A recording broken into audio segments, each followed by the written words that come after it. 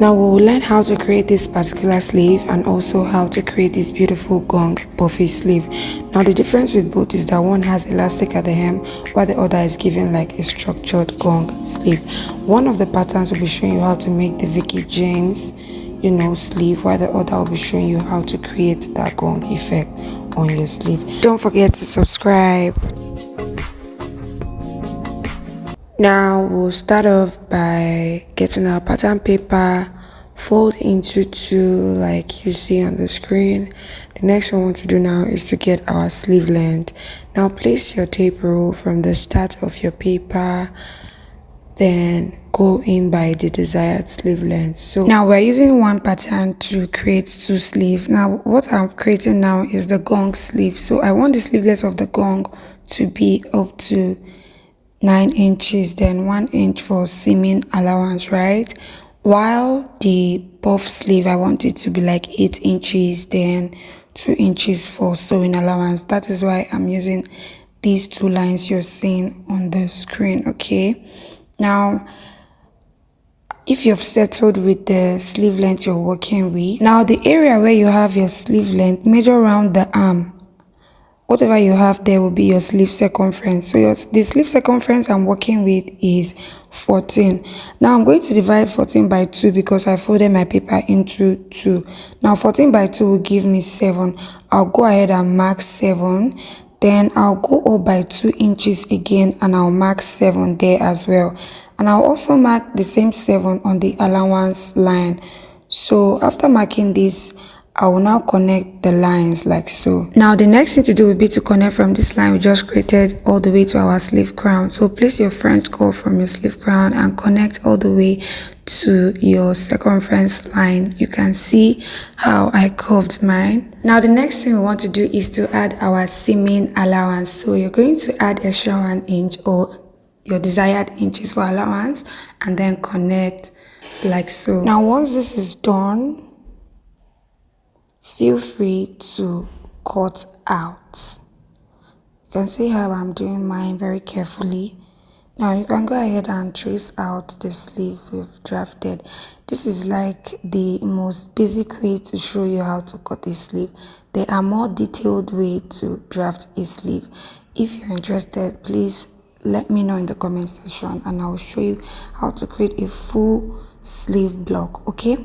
Now get your tape rule. We are going to splash this open using 3 inches interval, okay? So this means that from the center of your paper you're going to mark 3 inches. From the 3 inches you mark another 3 inches. Repeat the same process for the other side. From the center you mark 3 inches and then 3 inches from the one you marked. So I have gone ahead to mark about 6 points and I'm going to roll across those points like you see on the screen. Very easy, okay? Our next one is to slit open those lines we just created, but make sure you do not open it totally, okay? Leave about half an inch on cut, just like you see me. Don't cut everything out, okay? Leave about 1 inch or half an inch at the edge of your paper. Now this is how our pattern paper looks. Get your main fabric and fold into 2 pieces. Now I'm using my main fabric also as my linen, okay? Now if you're using a lining and a fashion fabric, place both of them on your table and place your pattern paper on top of it. Now once you've placed it on top of it like this, you're going to spread. You're going to do what? Spread. This method is called the splash and spread. So you're going to spread your pattern like so. You can see the way I am spreading it and widening it, right? So after spreading it, you now take your chalk and trace out. You can also use your pins, secure the pins on the fabric, then cut out. If you don't have pins or you don't have the time, you can also just use your chalk, trace out the shape you want on your main fabric, and then you can now go ahead to cut. So after cutting out, you guys, this is what we have. So we'll go ahead and pleat from the center of the sleeve crown all the way to the midpoint of the sleeve, and it should be looking like this when we are done. You can see that, right? Yes. So right here I've gone ahead to interface the sleeve, and I've also added the pleating, the gathers. You can see. Yeah, so the next thing I'll do now is to stitch the sides of the sleeve. You're going to stitch it in such a way that the seams will not be visible, or the seaming thread will not be visible. Do you understand? Yeah. Now if you fix your pleating, use your tape rule to measure what you have on that sleeve. If it is equal with what you have on your armhole, then you're good to go. So basically your armhole will be the guide for you to know how to pleat or gather the crown area of your sleeve. I don't know if that makes sense. So I've gone ahead to stitch the side of the sleeve, making sure that the threads are not visible, and that is that concerning this puffy sleeve with a straight hem. Okay, now this is me checking if my round sleeve is correct, and I still have my 14 inches right there, so I'm very good to go. Now the next thing will be to show you how to manipulate your pattern paper so that you can achieve that puffy sleeve on Vicky James dress that has an elastic at the hem of the sleeve.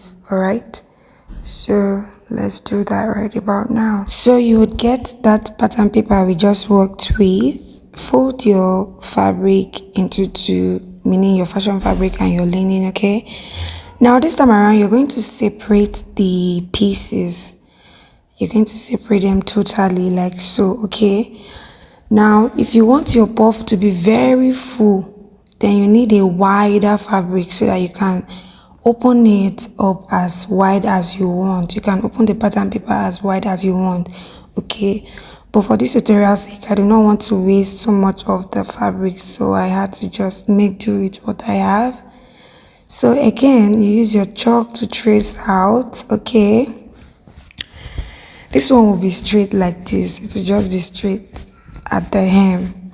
So you curve the upper part and then trace the down part, which is just a straight line like you see already. So go ahead now and cut out.